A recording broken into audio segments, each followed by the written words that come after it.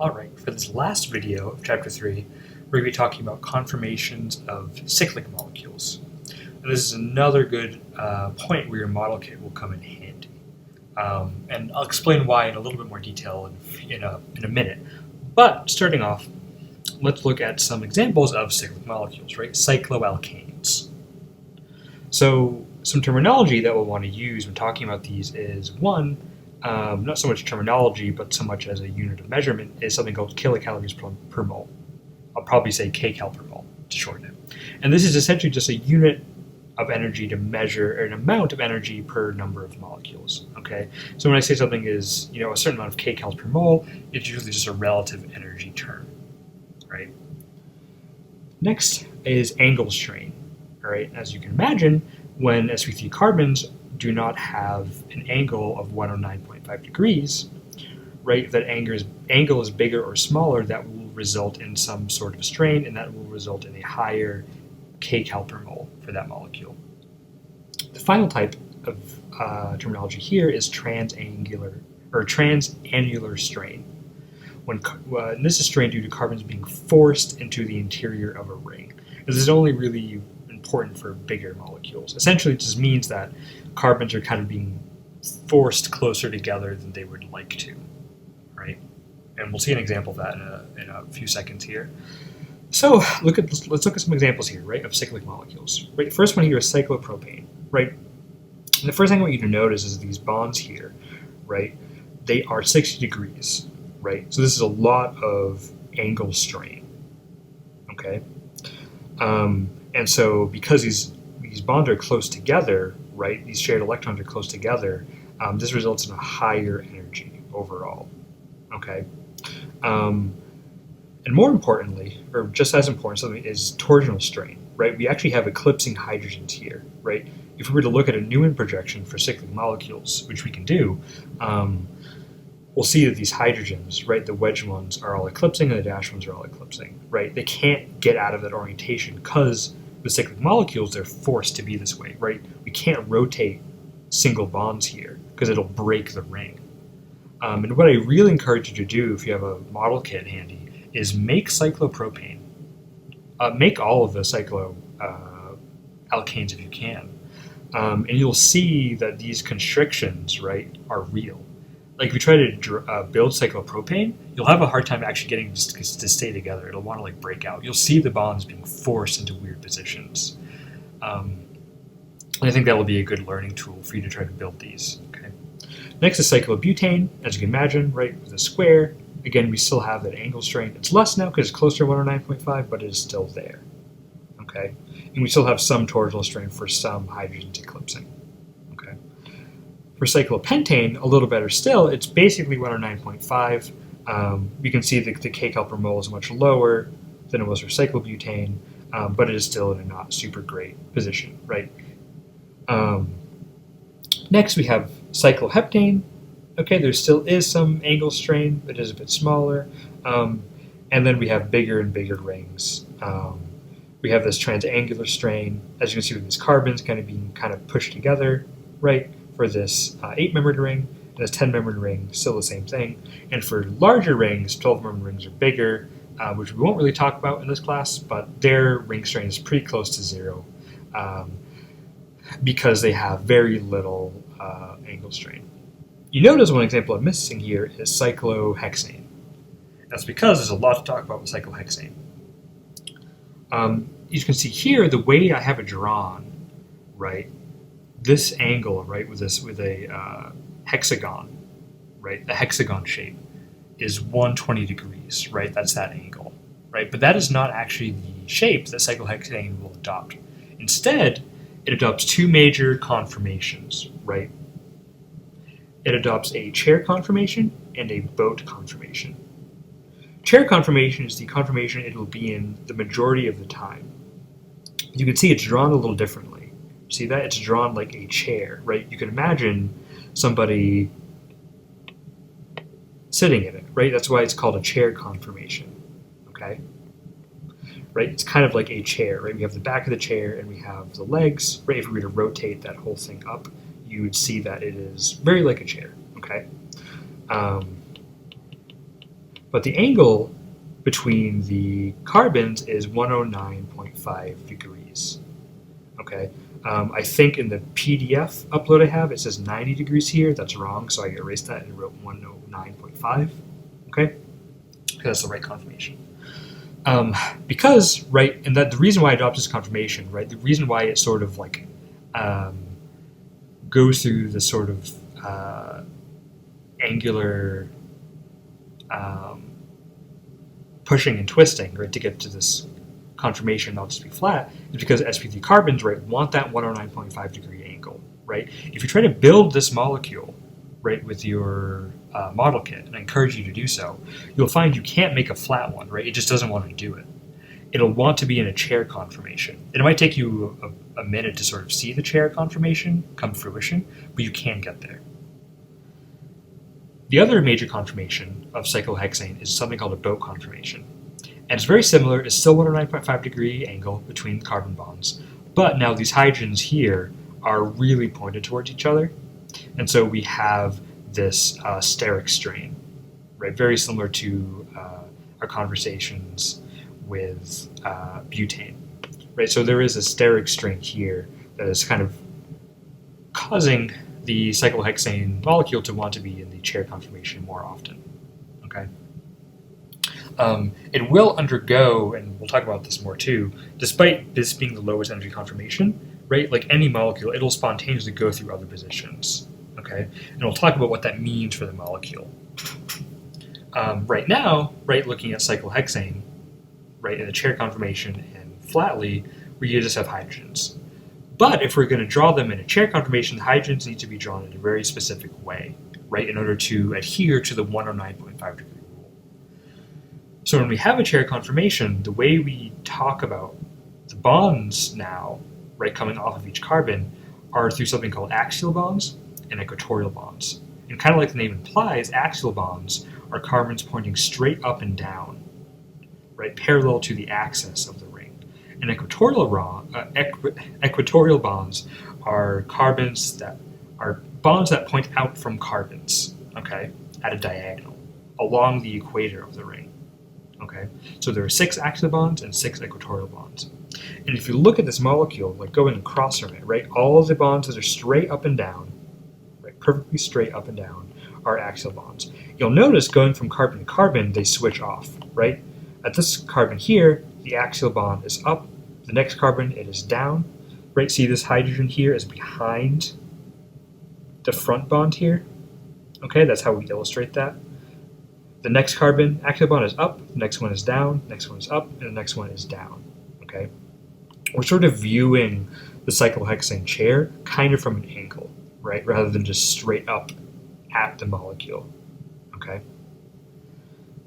You notice, right, over here when I drew it flat, I drew one in red and one in blue, okay?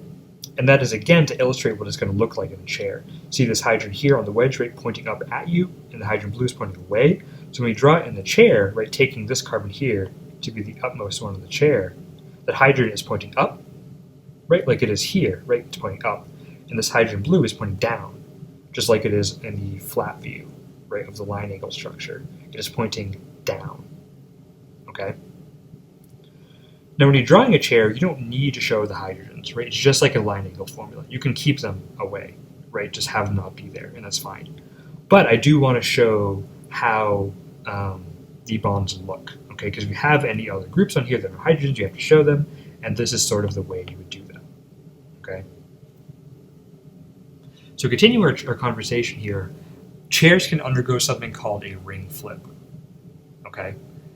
And what does that mean? Like I mentioned, the chair conformation for cyclohexane can spontaneously undergo different conformations, all right? And when we're talking about a ring flip, we're drawing the other chair conformation, because there are 2 major ones. The one we have here, right, we have the leftmost carbon pointing up and the rightmost carbon pointing down. We can switch it, right, to have the rightmost carbon pointing up and the leftmost carbon pointing down.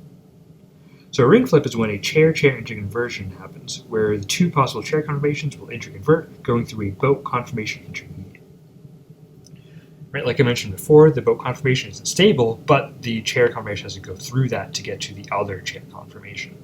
Okay, And again, I've labeled the hydrogens, I've colored them, right? I've colored them in red and blue so you can see what's going on. The red ones are axial and the blue ones are equatorial, right? So in a chair flip, right, we see this carbon here on the chair is going to be pushed up. See that? So the blue hydrogen is pushed up this way, we see it here, and the red hydrogen is also pushed up and is now here. This side doesn't change too much, it does get a little bit contorted, but it is mostly still the same on the left side. And now, right, to finish the flip, we have to push this carbon downward. So now the blue hydrogen is pointing down, and the red hydrogen is pointing up and equatorial. You see that? And what's important to note too, right, is looking at these two different chair conformations. Right, this bond that was once axial, right, and same for this. Over here, they are now equatorial, right? They are at a diagonal.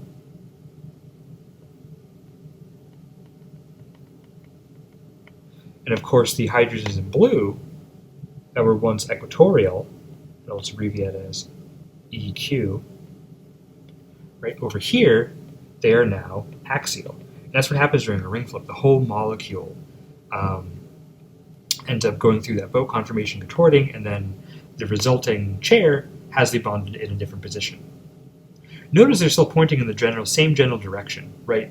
The hydrogens in red are still pointing up, right? This is still pointing up. And the hydrogen in blue, we saw on this carbon, this one's still pointing down, and this one's still pointing down, right? On the other side, the same is true. The hydrogen up, hydrogen up, hydrogen down, hydrogen down. Okay, the bonds have changed, right? The bond position has changed, right? It's axial to equatorial and equatorial to axial, but the direction of the bond, right, up or down, is still the same. And to sort of illustrate that in a different way, what I've done is I've labeled this chair conformation here. I've labeled the axial hydrogens alphabetically, right? A, B, C, D, E, F. And I've labeled the equatorial hydrogens numerically, all right? And when it undergoes the ring flip, we see all those hydrogens have changed, okay? This carbon gets pushed up. It is now here, right? The equatorial hydrogen that's pointing up is now axial and pointing up.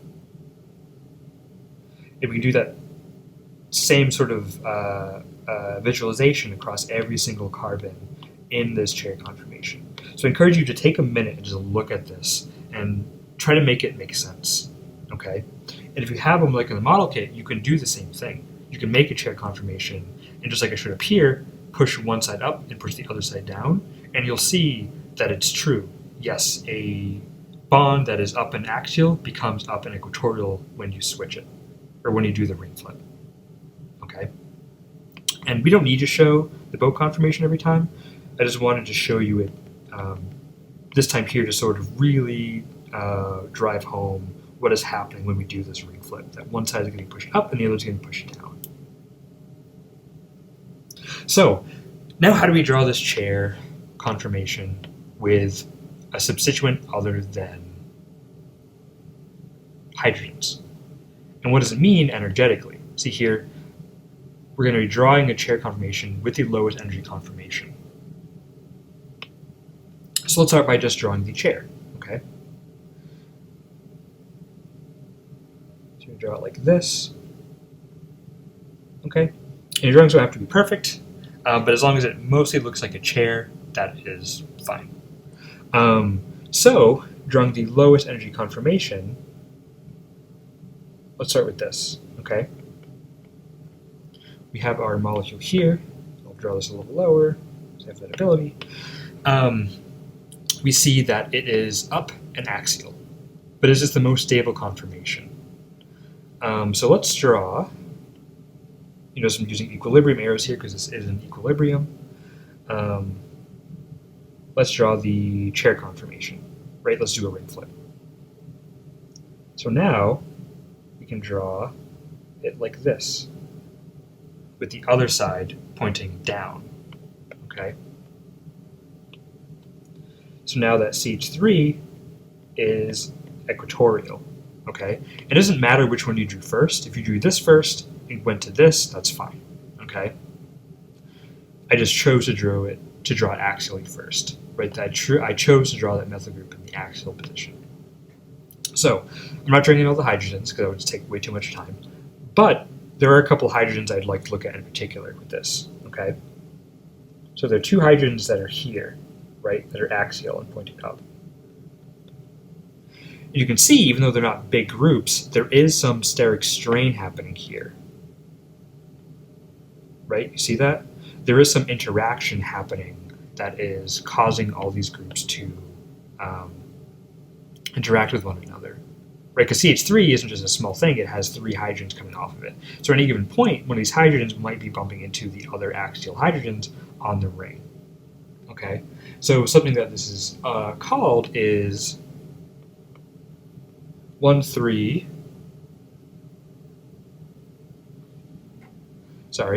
something this is called is 1,3 diaxial strain or diaxial interaction, right? You could also call this steric strain, and that would be fine. Your book refers it to as 1,3 diaxial strain. It does basically mean, right, the same thing, right? Steric strain, just groups that are interacting with one another, causing electron repulsion. So on the molecule over here, right, looking at those same 2 hydrogens, right, we don't have that anymore, right? You're also pointing in the upward position, but now the CH3 group is pointing away from the rest of the ring, right? So there is not nearly as much steric repulsion happening.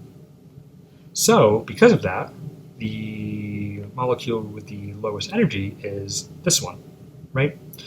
So we're to sort of visualize that with the equilibrium arrow, we would say that most often the molecule will be spent in this chair conformation, right? Because going to this chair conformation causes some diaxial strain, okay? So what about for another molecule, right? What about one with 2 substituents? So we can do the same thing, right? We can draw out the chair.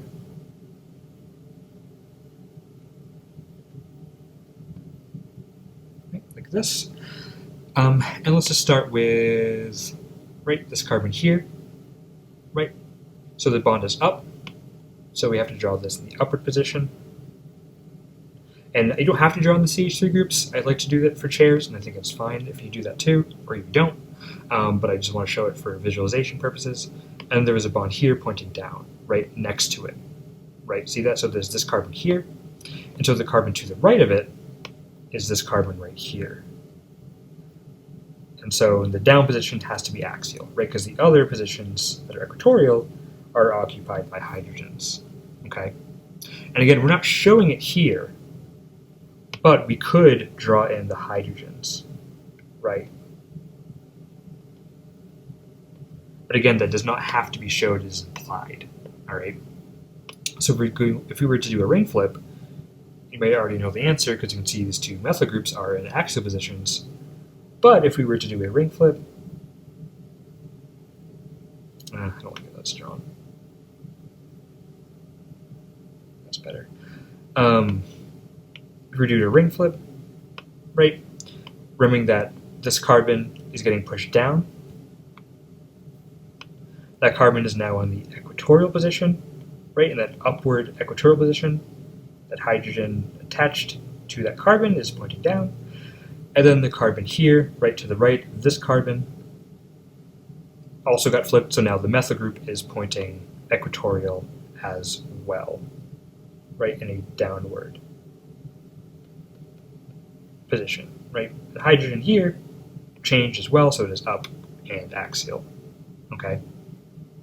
So you can see, right now we have double example of diaxial strain, where we have the axial hydrogens here, and then we also have the axial hydrogens.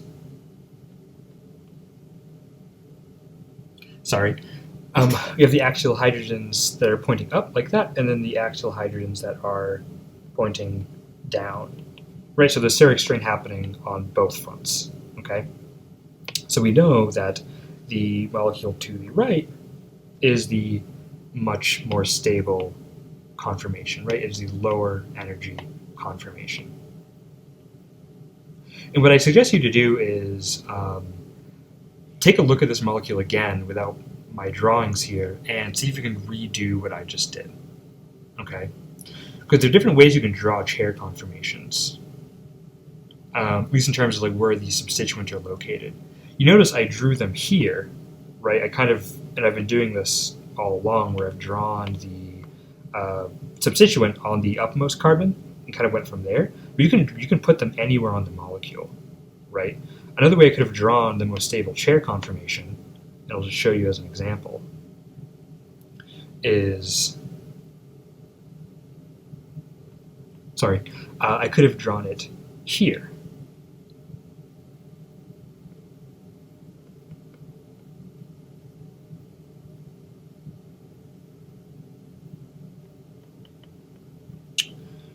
But you see that? The proton, or the methyl group, instead of being on the uppermost carbon, I just put it somewhere else on the ring. And the carbon to the right of it is still that other CH3 group pointing down, okay?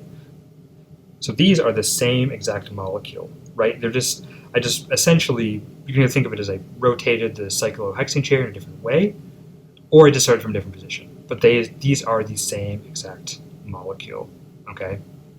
Maybe take a second to try to visualize that that is true, okay? And if you have if you have a organic model kit, you can also see that this is true. You can just take this molecule, rotate it a different position, and you'll see that it'll end up being the same, all right, no matter where you start, okay? So we will do more of these problems together in class. But take a minute and see how far you can get on your own